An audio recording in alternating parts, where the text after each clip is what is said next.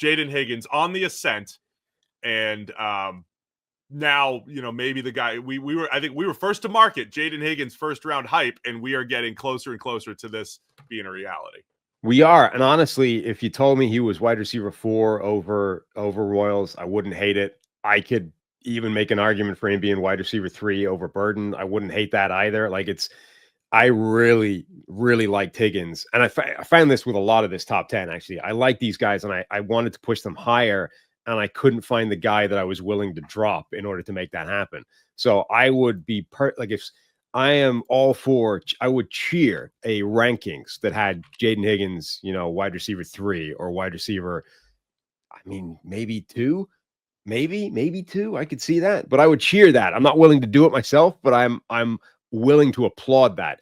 This dude, there aren't weaknesses to his game. I mean, he's big, fast, but at 6'4", 215 pounds, he is way more nuanced and shifty than you would expect for somebody that size. And that shows up with his combine numbers and all those kinds of things. Like, this dude runs routes. He doesn't move like a guy that's 6'4", 215. And his combine numbers were freakish.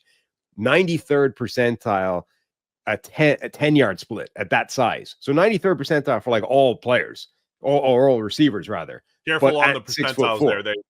The percentiles might be off unless you're looking at better ones.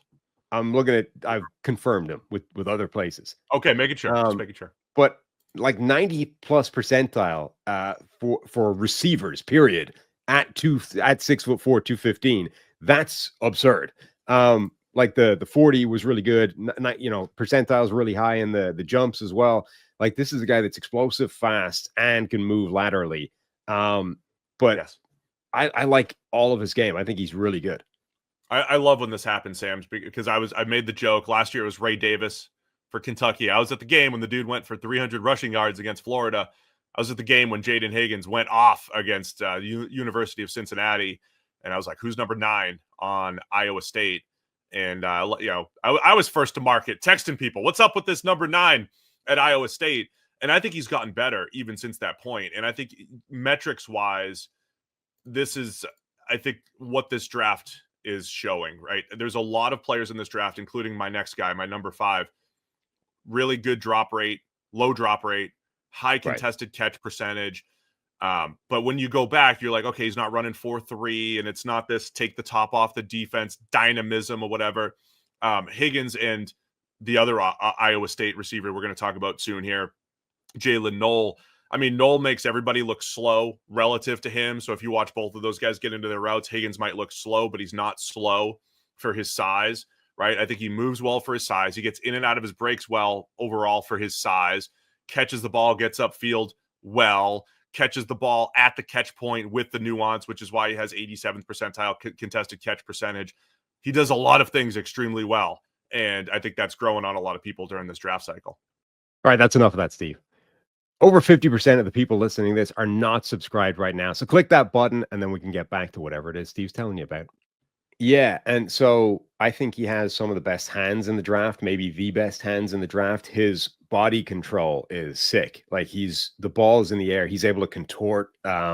He's that classic. He's a contortionist, but he's got amazing ability to maneuver himself around. Again, for a guy that size, that's not particularly normal. Elite hands, 7 drops in his entire career. That's, again, in that Larry Fitzgerald 3% kind of range, despite apparently he's got pretty small hands, which is a little weird for a guy that size.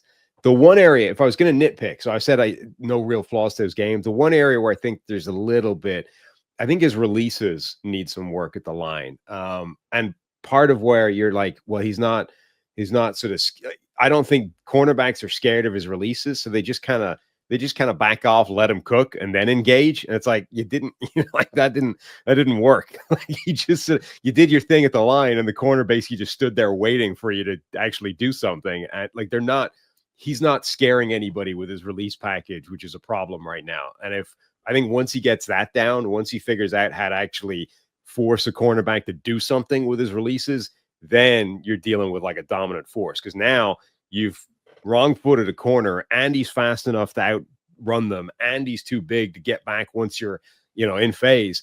that's the missing piece to his game, I think. Once he gets like a really strong release package or a couple of them, a couple of really nice releases that he can go to every time and force a corner to commit on him early, then the dude's going to be unstoppable. Other pieces to Higgins' game that I really like, accelerates out of his breaks. That always catches my eye, right? When guys, they pop coming out of the break, especially for his size, and the downfield hand usage.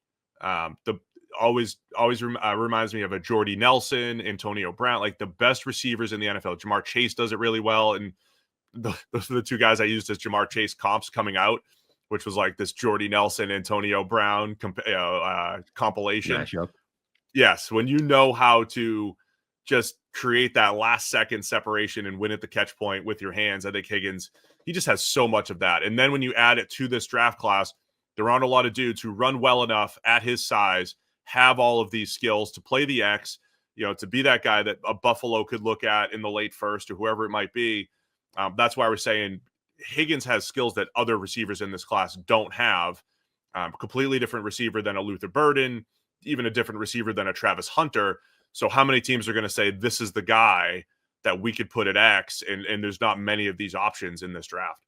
Yeah, and we said that for a couple of years as well. Like if there is a weakness or a relative dearth at a particular skill set, it's those X wide receiver skills, those X wide receiver players, prospects, and Higgins is one of those. Like he's absolutely an X receiver.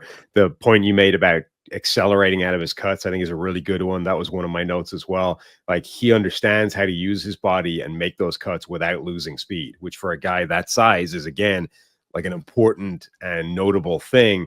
He doesn't like lose all of that build-up speed that he's got by making the cut. He's able to continue that at full speed. I think he's functional after the catch. I don't think that's a strength of his. So, it's not like I would nitpick that as a flaw, but it's definitely not like, man, this guy's amazing after the catch. It's, he's fine, but it's not like a massive strength. But route running is really good. Physicality is really good. That ability to play outside is a rarity relative to a lot of other guys. As I said, I have him at 5, but I would support and endorse pretty much any ranking for Higgins. Thanks for watching all the way to the end of our video. For more great content, click here to subscribe and here to watch another video. We'll see you again soon.